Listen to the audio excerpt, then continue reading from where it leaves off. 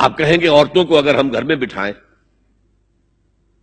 تو ہماری اکانومی سفر کرے گی، آدھی ہماری جو ہے لیبر وہ کام نہیں کرے گی۔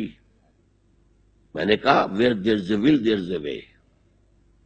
کاٹیج انڈسٹری کا انتظام کرو، نمبر 1، گھروں میں بیٹھ کر کام کریں۔ دوسری جنگ عظیم کے دوران ایک بڑا علاقہ تھا دلی میں جس کا ہر گھر کارخانہ بنا ہوا تھا، کرخندار، یہ ایک قوم کا نام پڑ گیا، کرخندار۔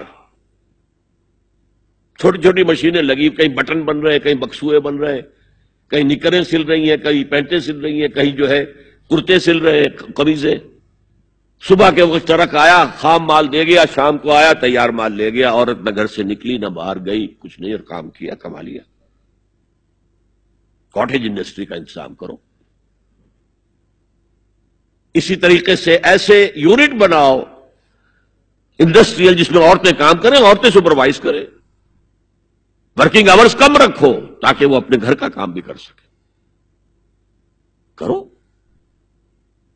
عورتوں کے ہسپتال میں عورتیں مرد، عورتیں مریض، عورتیں ڈاکٹر، عورتیں مریض، عورتیں نرسز۔ مردوں کے ہسپتال میں فیمیل نرسز کا کیا کام ہے؟ کیا میل نرسز نہیں ہوتے؟ اور کیا آرمی کے اندر جو فارورڈ یونٹس ہوتے ہیں کہ جو جاتے ہیں محاذ کے اوپر، ان میں کوئی عورت نرس جاتی ہے؟ میل نرسز جاتے ہیں، حالانکہ سب سے زیادہ نرسنگ کی ضرورت وہاں ہوتی ہے۔ کسی کا بازو اڑ گیا ہے، کسی کی ٹانگ اڑ گئی ہے، کسی کے پیٹ میں آ کر کسی بم کا ٹکڑا جو ہے لگایا، تڑیاں باہر نکلی ہوئی ہیں، تو نرسنگ سب سے زیادہ وہاں ضروری ہے۔ وہاں تو فیمیل نرسز نہیں ہوتی، میل ہوتے۔ سیگریگیشن، سیگریگیشن، سیگریگیشن، یہ آگ اور پانی کا ملاپ درست نہیں ہے۔ تو سب سے بڑا پردہ تو یہ ہے۔ دوسرا پردہ، دوسرا قلعہ، گھر کی چار دیواری۔ وَقَرْنَ فِي بُيُوتِكُنَّ وَلَا تَبَرَّجْنَ تَبَرُّجَ الْجَاهِلِيَّةِ الْأُولَىٰ۔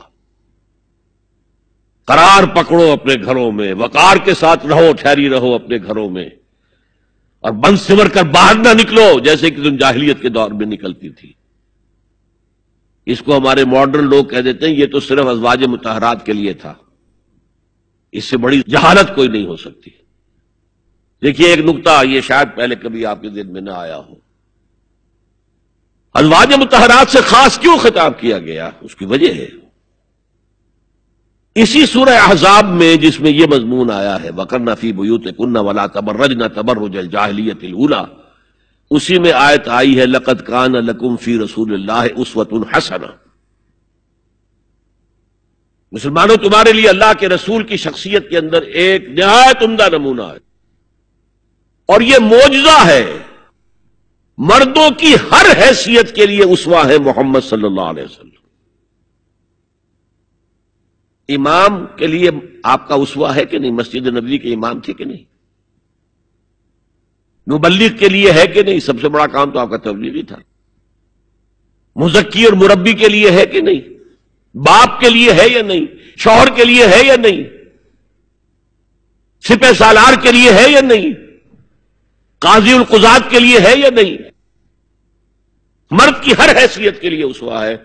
آخر عورت کی نسوانی زندگی کے لیے تو حضور اسوہ نہیں بن سکتے، یہ خلا ہے۔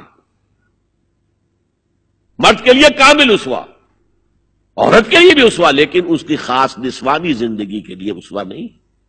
اس خلا کو پر کیا ازواج مطہرات سے۔ لستن کاحد من النساء، اے محمد کی بیوی تم عام عورتوں کے مانند نہیں ہو۔ پھر جو احکام دیے گئے ہیں وہ سب کے لیے ہیں، لیکن اس میں چیریٹی بگنز ایٹ ہوم، گھر سے شروع کرو۔ سب سے پہلے خواتین، حضور کی بیویاں جو ہیں وہ مخاطب ہوئی۔ اور اے مسلمانوں، اگر حضور کی بیویوں سے کوئی چیز مانگنی ہو تو حجاب کے پیچھے سے مانگو، رو در رو مت ہو۔ فَاسْأَلُوهُنَّ مِنْ وَرَاءِ حجاب، یہ دوسرا قلعہ ہو گیا۔ حافظ ناموس زن، مقصد کیا ہے؟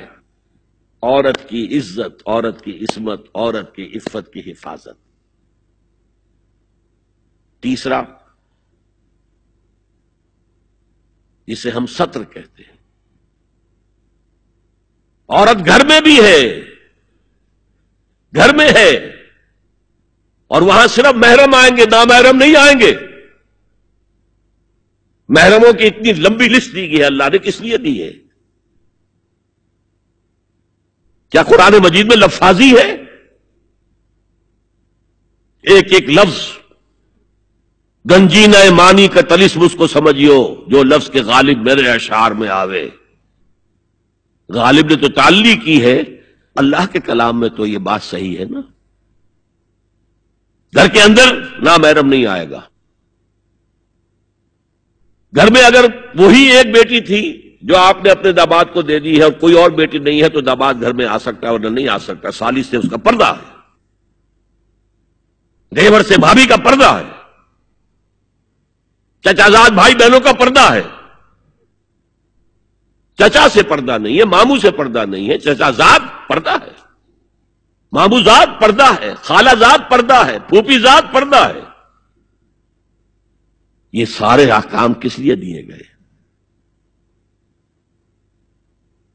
گھر کے اندر بھی ستر اور نگاہیں نیچی. مولانا حمید الدین فراہی نے ایک نکتہ بیان کیا کہ سورہ احزاب میں جو پردے کا بیان ہے وہ ہے گھر سے باہر کا پردہ.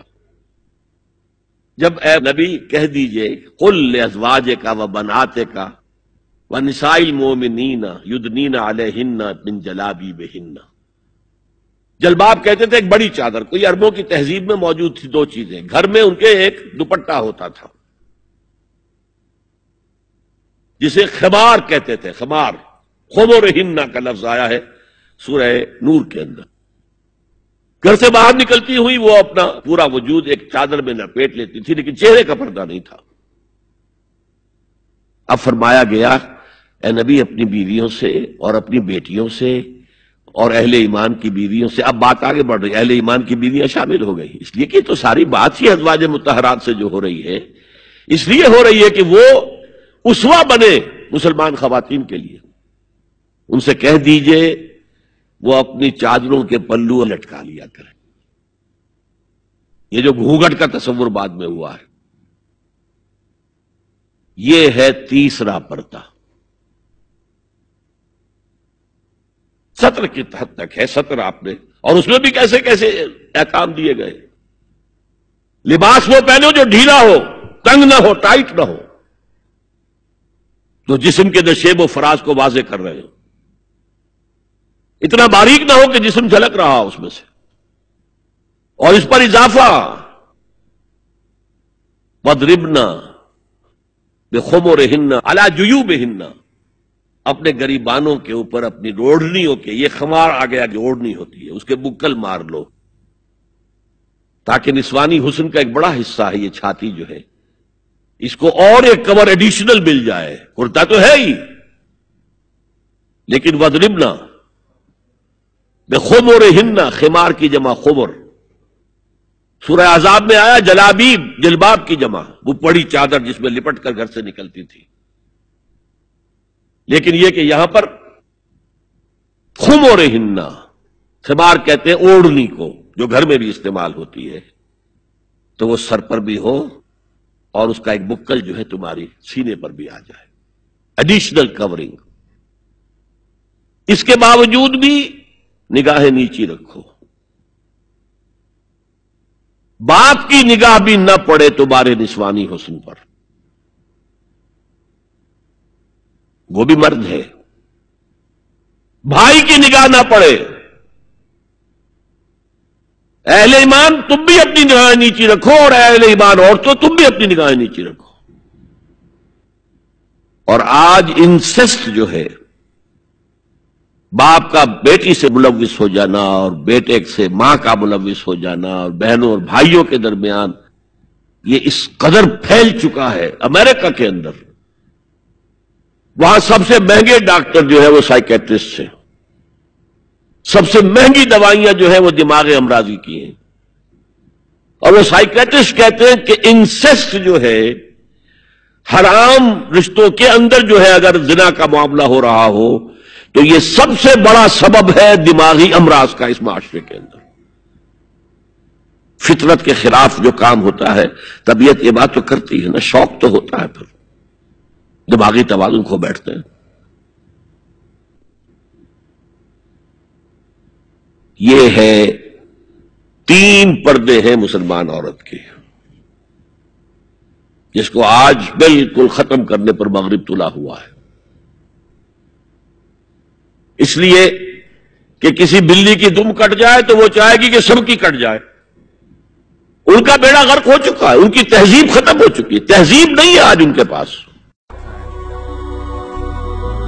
هي الحلقات تحفظني بآيات من القرآن، هي الحلقات تملأني بحب المصطفى العدنان، هي الحلقات تحفظني